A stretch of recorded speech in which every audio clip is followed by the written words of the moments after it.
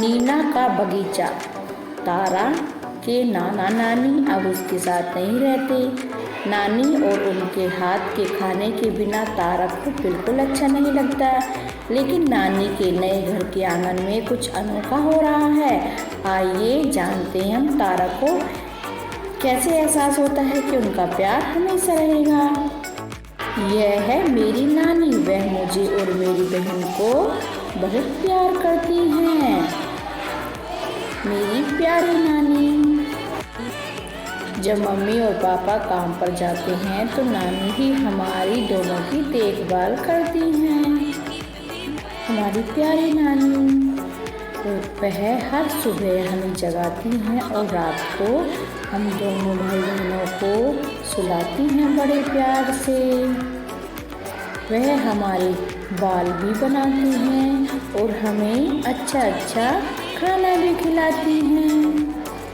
जब हम रोज़ स्कूल से लौटते हैं तो वह हमें मज़ेदार चीज़ें बनाकर खिलाती हैं।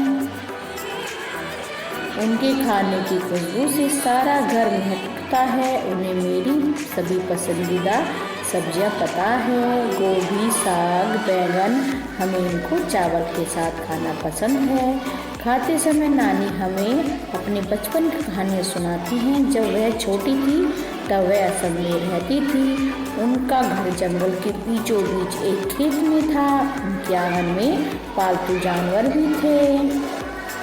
हमारी नानी के घर पर सभी पालतू जानवर रहा करते थे।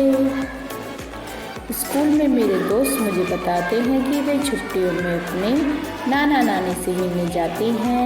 क्या तुम और नाना नानी के साथ नहीं रहते? मैंने पूछा अपने दोस्तों से। मैं तो उनके बिना रहने का सोच भी नहीं सकती, क्योंकि मुझे उनके साथ रहना बहुत पसंद है। फिर एक दिन मम्मी और पापा ने बताया कि उन्होंने नाना नानी के लिए एक नया घर लिया है। मुझे समझ नहीं आता कि वे हमारे साथ क्यों नहीं रह सकते। सर्दियाँ आई और नाना नानी अपने घर चले गए। नानी के बिना अब मैं और मेरी बहन सुबह खुद ही तैयार होते हैं। मैं अपनी बहन के बाल बनाती हूँ, ठीक उसी तरह जिस तरह नानी हमारे बाल बनाती थी।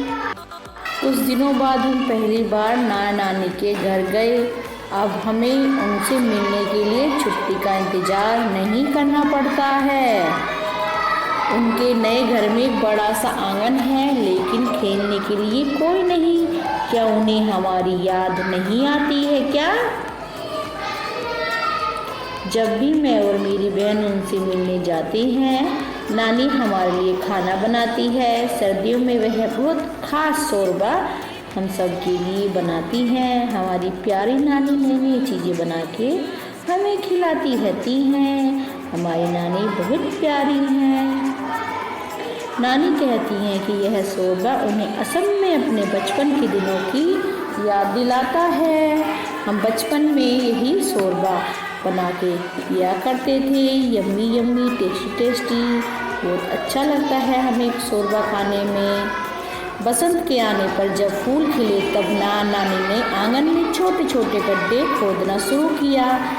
क्या आप दोनों कोई खजाना खोज रहे हैं? मैंने पूछा। वह खजाना हमें गर्मियों में मिलेगा, नानी ने हमसे कहा। बार उनके आंगन में कुछ नया दिखता है। जहाँ नाना नानी ने गड्ढे खोदे थे, अब वहाँ छोटे छोटे पौधे उगाए हैं।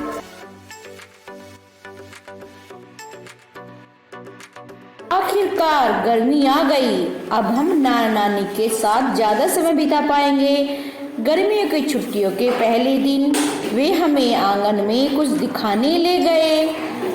वहाँ ये तो जादू हो गया। आंगन में अब एक हरा भरा बगीचा बन गया था जो गड्ढे खोदे थे। नानी के बगीचे में तो जैसे जंगल उगाया। यहाँ मक्का के ऊंचे पौधों में मैं और मेरी बहन लुका छिपी खेलते हैं। देखो, छोटी मिर्च और पतली फलियां भी दिख रही हैं। मुझे लंबे बैंगन और गोल गोल कद्दू मिले।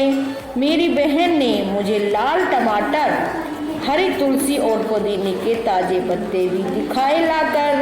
हम सब बहुत मज़ा कर रहे थे हरे भरे में। नानी जब देख नहीं रही होती तो मैं बेलों से टमाटर तोड़कर खा लेती हूँ। हमने मिर्च चखने की भी कोशिश की पर वह बहुत ही तीखी थी, बहुत ही चटपटी थी मिर्ची।